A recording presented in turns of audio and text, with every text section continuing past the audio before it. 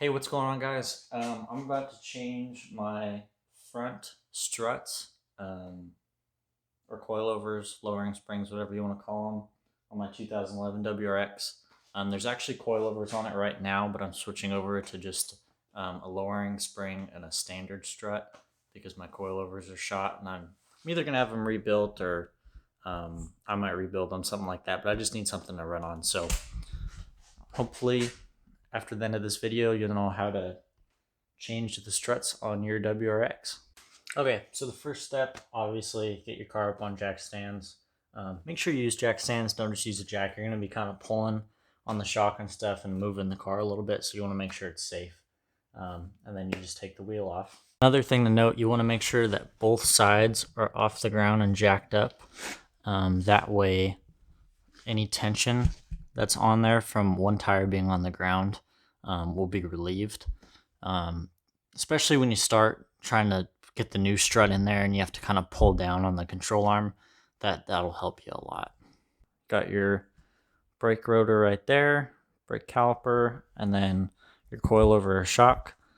What you want to do is where the shock mounts to the knuckle, the back of the knuckle, you want to take a screwdriver or a pick or something like that, and you just want to kind of scratch in and mark where the bottom of your coilover shock is mounted on the back of the knuckle. That way when you put the new one on, you can line up your marks and then it doesn't mess up your alignment as bad.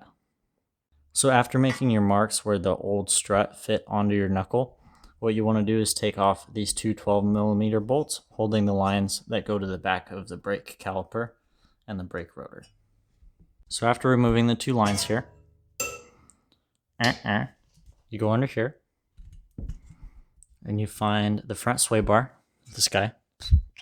I know my mount's kind of broken, but then what you want to do is take off the two 12mm bolts that hold that bracket on there, and you want to do that on each side. So on the other side of the car, you're going to have one of these two. Take those off and just kind of let the sway bar just kind of hang there.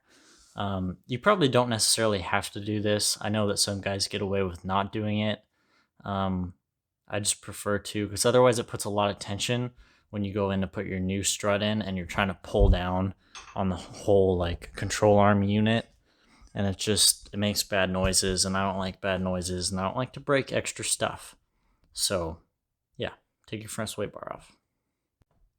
Okay, so now that the sway bar is off, what you want to do next is remove the bottom bracket on the coilover strut. So what you need is two 19mm sockets or a wrench. I really would recommend a breaker bar because they're normally on there very tight. And you just take off the top guy here, right there, and the bottom guy right there. And what you want to do is make sure you remember which bolt goes on top and which bolt goes on the bottom, because they're grooved a certain way to fit in there. So that way it doesn't mess up your alignment as bad. It's also a good idea to put a jack underneath the brake rotor before taking those off. That way when you take them off, it doesn't just like slam down. It probably won't because of the tension on the control arm, but you never know. And then also when you go to actually take the bolts out, having the rotor jacked up kind of relieves some of the pressure that's being put on these bolts, and they'll slide out a little bit easier. You still might need a big hammer, but it'll be a little easier. Something that I've found that works pretty well is if you take a rubber mallet and in your socket and ratchet, and you start loosening it while you tap it. That kind of helps get it out a little bit easier without totally destroying the bolt by just like hammering it. No, probably like that. I wouldn't do that, but it's in the past, so yeah. So now what you want to do is you want to go to the top of your car, pop the hood, and go to the top of where the strut mounts to the car. What you'll find here is three 12mm bolts, and you just want to take those out. As you loosen them up, the strut is going to start to fall, so you might want to kind of hold on to the strut with your other hand underneath, and then the strut will be free and you can take it out.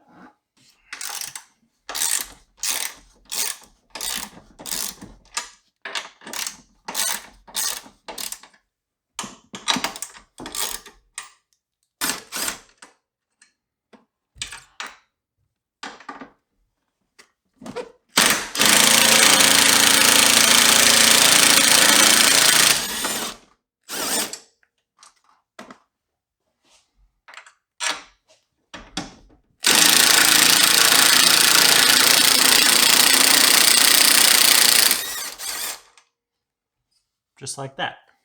And hopefully you have an impact, or else it's going to take you forever. I'm just kidding, it won't take forever. I'm just weak.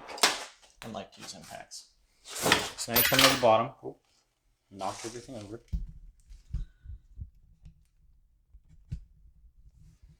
And it should, in theory, you might want to lower the jack a little bit. This will kind of drop. Try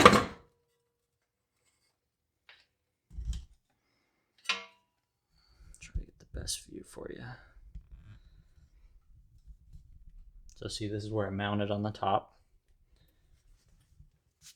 Give it a little wiggle.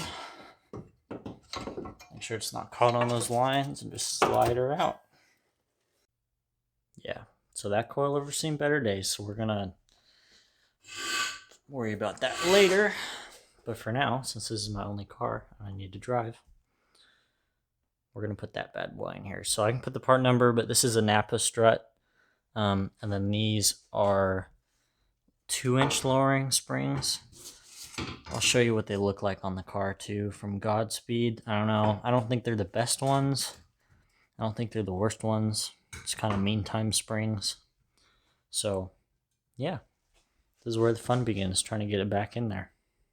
Okay, so go ahead, take the jack that's underneath the knuckle there, knuckle, rotor, whole setup.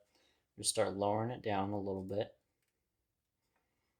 You want to kind of keep pressure on it though, because the last thing you want is the axle to slide out of the transmission, because that's no fun to put that back in all by yourself. Trust me. If for some crazy reason your axle shaft does slide out on accident, don't freak out. It happened to me and I figured it out. So obviously I'm not going to pull the axle out and do it for you guys since it's all right. But go get a 32 millimeter deep socket. And what you want to do is loosen up the bolt that holds the outer side of the axle into your assembly right here. And then go under the car. Oh, this is really rough.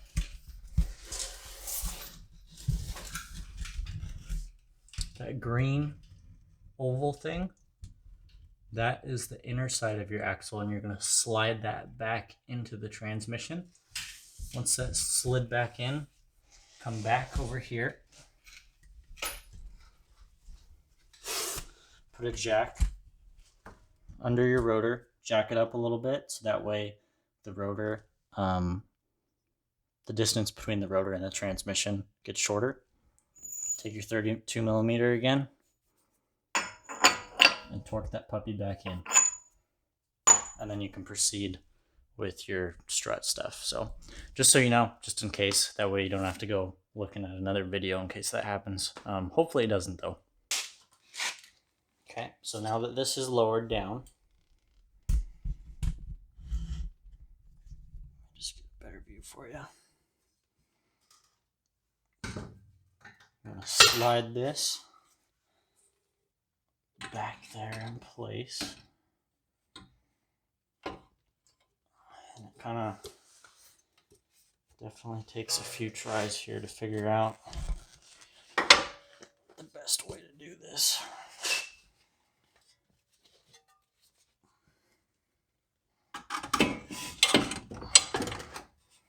Okay, so now with that just kind of sitting in there, go to the top. This is where it's kind of nice to have someone helping you, because they can kind of hold the shock and guide it up there.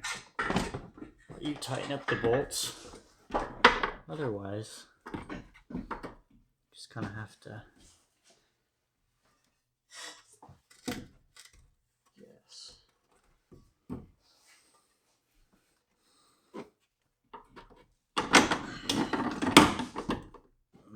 Yep, that's nice.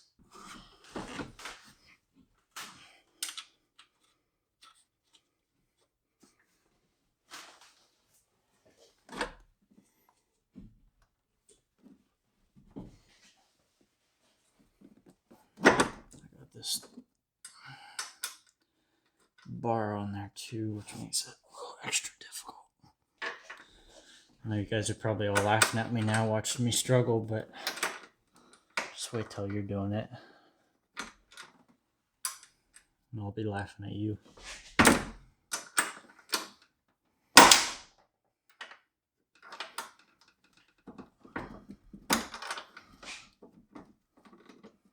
Not really.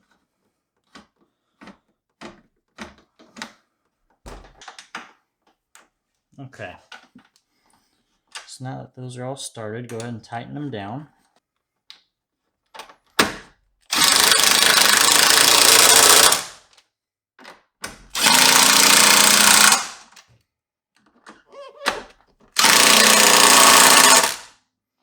Yeah, I don't use an impact socket on this. So I like to live on the edge. One of these days I'm going to crack one. It's going to hit me in the eye. That's going to be sad. So now you're back down here. And what you want to do is those big 19 bolts. You want to get the knuckle lined back up with the bottom bracket and slide those in. And this is where it gets a little tricky. Again, it's nice to have an extra person, but what you want to do is slowly start raising the jack and then guiding the back of the knuckle into the bottom of the strut. So I'll try to get it on video here for you guys. Raise it up a little bit.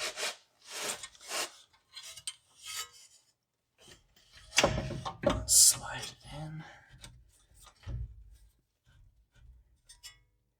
Grab the bolt. Oh, you can't see anything because my hand's in the way. But see, knuckle, bottom of the strut, holes that are not lining up. Rip. Drop the bolt. Sweet. Okay, so I think we're gonna have to lower it down a little bit.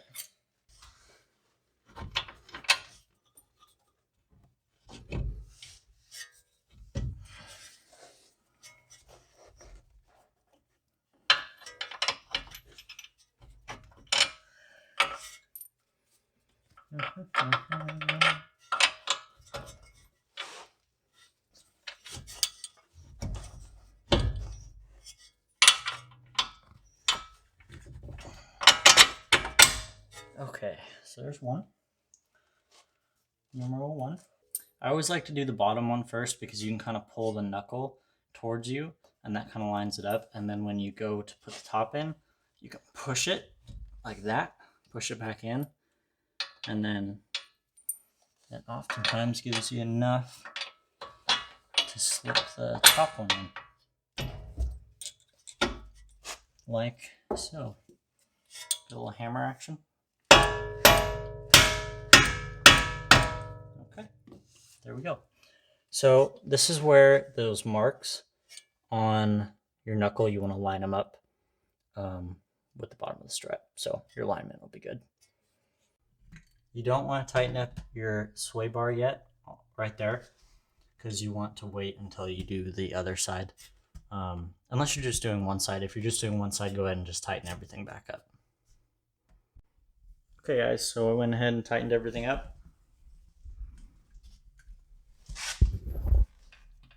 I got the 112 there, 112 here, 2 19s. Axle looks all good, steering looks good. Still need to do the sway bar, obviously. And up here, just retighten these down just to be sure. So I'm gonna go ahead and do the other side now. I won't record that, but then I'll show you guys kind of how it looks with a 2-inch drop. I already did the rear end and I didn't tape that, so sorry about that, but it's pretty easy. If you can do the front, you can do the rear, no problem. So yeah, I'll show you guys what it looks like in a bit.